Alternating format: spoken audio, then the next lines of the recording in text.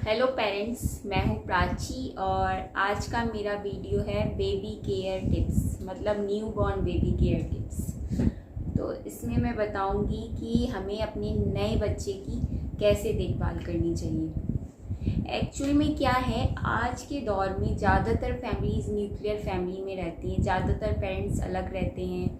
होता क्या है कि आप जॉब कर रहे हैं या इंडिपेंडेंट है, कहीं तो कहीं बाहर रहते हैं, तो उनको प्रॉब्लम होती है स्टार्टिंग में जब वो न्यूली पेरेंट बनते हैं। तो कुछ छोटे मोटे मैं टिप्स आपको बताऊंगी कि हमें क्या करना चाहिए।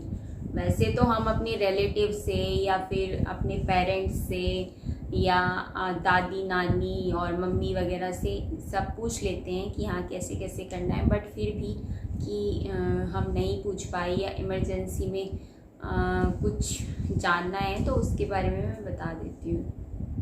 थोड़े बहुत टिप्स जो मुझे आते हैं, मुझे पता है मेरे बेबी के टाइम पे क्या हुआ था, या फिर मेरे रिलेटिव्स बताते हैं, मेरी कज़न वगैरह बताती हैं, तो उसके बारे में मैं आपको बताती हूँ। सबसे पहले है कि जब हमें बेबी हैंडओवर होता है आफ्टर डिलीवरी, तो हमें हमेशा अपने डॉक्टर से ये पूछना चाहिए कि इसका वज़न कितना है और इसने ये रोया कि नहीं, और इसने सुसु पॉटी किया कि नहीं, टाइम कितना था एग्जैक्ट।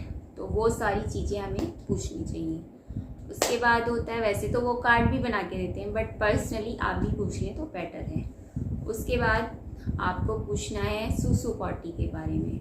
तो सुसु पॉटी उसने की कि नहीं, और पॉटी अगर नहीं की है तो आपको ध्यान रखना है कि वो 24 आवर्स के अंदर पॉटी करे।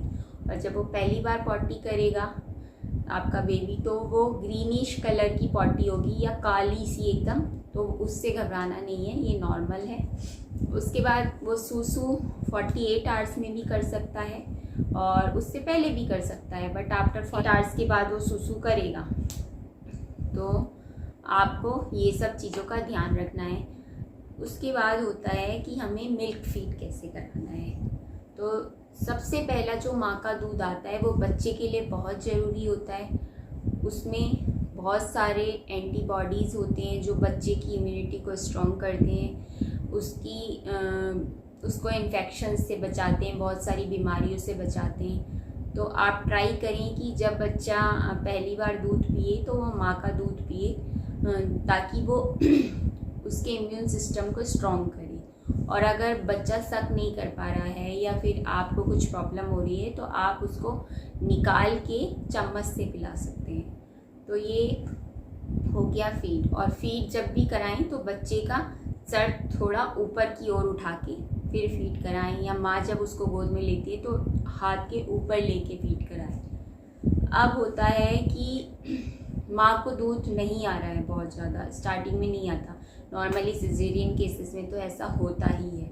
मेरे साथ भी हुआ था, सी सेक्शन में मेरे को 1-2 दिन मिल्क नहीं आया था। तो हम फार्मूला मिल्क देते हैं, डॉक्टर बोलते हैं। तो बच्चे को हमेशा 2 घंटे के अंतराल पे आपको बार बार दूध पिलाना है, चाहे वो सो रहा है या नहीं, क्योंकि स्टार्टिंग में बेबीज़ बहुत सोते हैं, तो आपको 2-2 घंटे में मिल्क पिलाना है। आता है हमारा कि हम बच्चे को कैसे लें, कैसे लेना है बच्चे को। हमेशा जब भी आप लें तो उसके सर और गर्दन के नीचे हाथ लगा के लें, क्योंकि बेबी स्टार्टिंग में अपने सर को नहीं संभाल नहीं पाते तो वो गिरता रहता है, तो कुछ उसकी बोन में प्रॉब्लम ना हो या गर्दन में कोई झटका ना आए।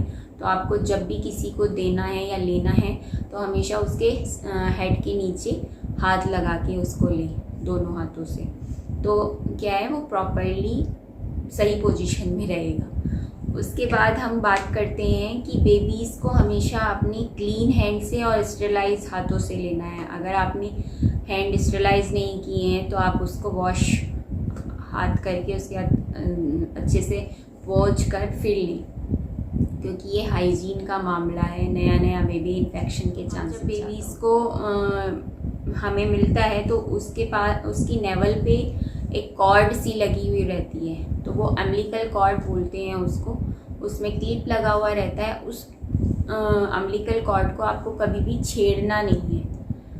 मतलब उसको अपने हाथ से हिलाना डुलाना नहीं है, और ध्यान रखें कि उसके ऊपर कुछ लगे ना, ताकि वो ज़्यादा हिले ना, क्योंकि उससे क्या होगा, हम उसको छुएंगे ज़्यादा या वॉश करेंगे या कुछ भी करेंगे तो इन्फेक्शन होगा। और क्योंकि अम्बिलिकल कॉर्ड का कनेक्शन लीवर से होता है तो बच्चे के लीवर में कुछ प्रॉब्लम हो सकती है।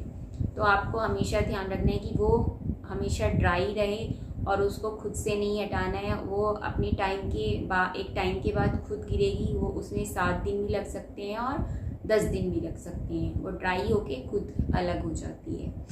तो वहाँ पे आपको ये सब ध्यान देना है। और हाँ, जब तक अम्बिलिकल कॉर्ड लगी हुई रहती है तो ट्राई करें कि बेबी को बाथिंग ना कराएं, मतलब पानी से ना नहलाएं, उसको स्पंज बाथ दें तो बेटर ऑप्शन है। आप यही करें तो अच्छा है, क्योंकि अगर आप पानी से नहलाएंगे तो उसके ऊपर पानी होगा, फिर वो गीली होगी तो इन्फेक्शन हो सकता है। इस सब चीज़ का ध्यान रखना है। फिर होता है कि हमें बेबी को कैसे सुलाना है या कितने घंटे सुलाना है। तो जब नया नया बच्चा आता है इस दुनिया में तो उसको अपनी वही पुरानी पोजीशन में रहने की आदत होती है, वो उतना एडजस्ट नहीं कर पाता अभी एनवायरनमेंट में। तो कम से कम वो 16 से 18 घंटे सोता है। तो आपको इसमें कोई चिंता करने की बात नहीं कि हमारा बेबी सोता रहता है, ऐसा नहीं है। That is natural process. तो आप ट्राई करें कि उसको सुलाएं तो सुलाने के बीच में आप उसको फीड भी करा दें। 2-3 घंटे के अंतराल पे आपको फीड कराना है, चाहे उसको गोद में लेके उठा के फीड कराएं, वो पी लेगा दूध। पर अगर वहाँ पे नॉइस होगा या कुछ भी होगा तो वो रेस्ट नहीं कर पाएगा, सो नहीं पाएगा प्रॉपरली। तो आपको ट्राई करना है कि जहाँ पे वो सो रहा है या जहाँ पे आपका बेबी है वो एरिया नॉइस फ्री हो, वहाँ पे ज़्यादा क्राउडी ना हो और कुछ आवाज़ें ना आए तो अच्छा है। फिर होता है कि हमें बच्चों की मसाज कैसे करनी है। हम मसाज की बात है तो स्टार्टिंग में जब बेबी मिलता है तो हमें ध्यान रखना है कि हम उसकी 1 हफ्ते से 10 दिन के भीतर मसाज ना करें। जब बेबी 10 दिन का हो जाए उसके बाद मसाज ट्राई करें, और बहुत ही हल्के हाथों से उसकी मसाज करनी चाहिए। बहुत सारे ऑयल मार्केट में आते हैं, हम कोई भी ले सकते हैं, पर नेचुरल ऑयल इज़ बेटर। तो आप ऑलिव ऑयल ले सकते हैं सर्दियों के लिए, और गर्मियों में आप कोकोनट ऑयल यूज़ करें। उससे आप उसके हैंड्स, लेग्स की सबकी धीरे धीरे मसाज करें। बहुत सारे प्रोसेस यूट्यूब पे अवेलेबल हैं मसाज करने के, तो आप वो भी देख सकते हैं। मैं भी इस पर एक वीडियो बनाऊँगी अभी अपना। और जो का उसके ऊपर आप मसाज ना करें, क्योंकि लोग वहाँ पे अच्छे से रगड़ते हैं कि हाँ ब्रेन तेज हो जाएगा। ऐसा कुछ नहीं होता, क्योंकि बच्चे के यहाँ बीच में एक हड्डी नहीं होती है और हम वहाँ पे मसाज कर रहे हैं तो उससे प्रॉब्लम हो सकती है। दिमाग कमज़ोर हो सकता है उसको, क्योंकि उसके ब्रेन पे इफ़ेक्ट होगा।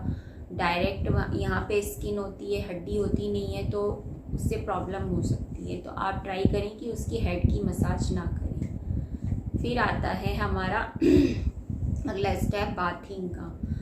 बाथिंग कैसे करानी है आपको। जब भी आप बात कराएं तो ऐसे किसी एक्सपीरियंस बंदे के साथ बात कराएं। बहुत सारे बाथ टब आजकल अवेलेबल है मार्केट में, उसके ऊपर लिटा के बच्चे को आराम से आप बात करा सकते हैं। और उसकी जितनी भी एरिया छुपी हुई होती हैं, जैसे पैरों में उसके गड्ढे से होते हैं, वहाँ पे गर्दन के पीछे, कान के पीछे, यहाँ पे मैल से इकट्ठा हो जाता है, तो आप यहाँ पे हल्के हाथों से क्लीन करें पानी डाल के, और उसके प्राइवेट पार्ट को भी अच्छे से साफ़ करें ताकि हाइजीन मेंटेन रहे और बेबी को कोई इन्फेक्शन ना हो।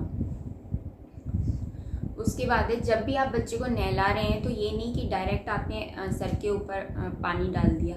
पहले उसको पैरों की तरफ पानी डालें ताकि वो थोड़ा एडजस्ट हो जाए वाटर में। और पानी हमेशा ल्यूकवार्म होना चाहिए, या फिर आप एनवायरनमेंट के अकॉर्डिंग पानी को लें। पहले अपने हाथ के ऊपर चेक करें, फिर बेबी के ऊपर डालें, तो उससे कोई उसको प्रॉब्लम नहीं होगी। पानी ना ज़्यादा गर्म होना चाहिए, ना ही ज़्यादा ठंडा होना चाहिए, वो टेम्परेचर के अकॉर्डिंग है। फिर आता है हमारा कि हम उसको क्या क्या यूज़ कर सकते हैं उसके लिए। तो हमें पाउडर यूज़ नहीं करना है, क्योंकि उसमें डस्ट होती है, वो बेबी की नोज़ में जा सकती है और हार्म करती है। टैल्क होता है, दैट इज़ हार्मफुल। और कम से कम कॉस्मेटिक यूज़ करने हैं उसकी स्किन के लिए, क्योंकि बहुत डेलिकेट होती है, कोई इन्फेक्शन भी हो सकता है या कोई रैशेस भी हो सकते हैं। तो हमें अवॉइड करना है कि हम उसके लिए कम से कम कॉस्मेटिक्स यूज़ करें। फिर जो भी चीज़ें हम उसके लिए यूज़ करते हैं वो सारी उसकी सेपरेट होनी चाहिए। आइदर हम सोप यूज़ कर रहे हैं, टावल यूज़ कर रहे हैं, ऑयल यूज़ कर रहे हैं, क्रीम यूज़ कर रहे हैं, वो सारे बेबी के अलग होते हैं, तो वो अलग ही होने चाहिए। उससे इन्फेक्शन के चांसेस नहीं रहेंगे। हमेशा उसके लिए क्लीन क्लोथ्स और बहुत सारे डिटर्जेंट मार्केट में आते हैं, बेबी डिटर्जेंट जो कि बहुत लाइट होते हैं, उनको यूज़ करना चाहिए उसके कपड़े वॉश करने के लिए। तो आपको ये सब चीज़ें ध्यान रखनी है। फिर होता है कि हमें जो बार बार हम बेबी को डायपर पहनाते हैं, बहुत सारे लोग क्योंकि बिज़ी हैं भाई, लाइफ ऐसी है आजकल की, तो बार बार कोई झंझट में नहीं पड़ना चाहता कि आप कॉटन डायपर पहनाएं। मैं तो कॉटन डायपर यूज़ ही करती थी। स्टार्टिंग में मैंने कम से कम 15-20 दिन कॉटन डायपर यूज़ किए हैं। उसके बाद सर्दियों में मैं नाइट में पहनाती थी। तो मैं आपको भी बोलती हूँ कि आप ट्राई करें कि हमेशा कॉटन डायपर पहनाएं, और अगर नहीं कर पा रहे हैं तो आप बच्चे डायपर पहनाएं तो बार बार चेक करते रहें उसको कि उसने पॉटी तो नहीं किया। अगर किए तो इमीडिएटली चेंज करें। और अगर सूसू करता है तो आप ध्यान रखें कि जैसे ही आपको लग रहा है कि वो भर गया है, भर जाता है तो थोड़ा भारी हो जाता है, तो आप उसको तुरंत चेंज कर दें, क्योंकि बच्चे सूसू ज़्यादा करते हैं। इस सब चीज़ का ध्यान रखना है, क्योंकि अगर वो गीला रहेगा तो बेबी को रैशेस हो सकते हैं, इन्फेक्शन हो सकता है कुछ, तो आपको ये ध्यान रखना है। और जब उसका डायपर चेंज करें तो वहाँ पे सब क्लीन वाइप से क्लीन करके और टॉवल से पोंछकर उसके बाद उसको नया डायपर पहनाएं, ताकि उसको कोई इन्फेक्शन या रैशेस ना हो। और अगर आपको हल्के फुल्के रैशेस लग रहे हैं तो आप उसके लिए कोकोनट ऑयल भी यूज़ कर सकते हैं उसके लिए। तो इन सब चीज़ों का ध्यान रखना चाहिए आपको। अब होता है लास्ट मैं आपको जो कहूँगी कि हमारा बच्चा इस दुनिया में आया है, उसको एक लविंग एनवायरनमेंट देना है कि हम उसके पेरेंट्स हैं या उसके रिलेटिव्स हैं, तो उसके चारों तरफ लविंग एनवायरनमेंट होना चाहिए। उसको हमें प्यार से सहलाना चाहिए और उसके आसपास पॉजिटिव वाइब्स होनी चाहिए। गैजेट्स फ्री एरिया होना चाहिए, उसके आसपास कोई रेडिएशन वाली चीज़ नहीं रखनी है। इन सब चीज़ों का ध्यान रखना है आपको। और एक और चीज़ मैं भूल गई यहाँ, जो हमें वैक्सीन कार्ड मिलता है, डॉक्टर हमें प्रोवाइड करता है स्टार्टिंग में जब बेबी का बर्थ होता है, तो हमें उस वैक्सीन कार्ड को भी फॉलो करना है। ध्यान देना है हमेशा कि उसकी वैक्सीन कब लगनी है। तो अपने डॉक्टर से संपर्क में रहें हमेशा। स्टार्टिंग में बच्चों को एवरी मंथ वैक्सीन लगती हैं, तो इन सब चीज़ों का आपको ध्यान रखना है। अब मैं लास्ट में आपसे कहूँगी कि अगर आपको मेरा आज का वीडियो अच्छा लगा हो या आपके किसी भी काम का हो, तो प्लीज़ मेरे वीडियो को लाइक करें। और अगर कोई और क्वेरी हो तो आप कमेंट सेक्शन में कमेंट कर सकते हैं, और मेरे चैनल को सब्सक्राइब करें। Thank you.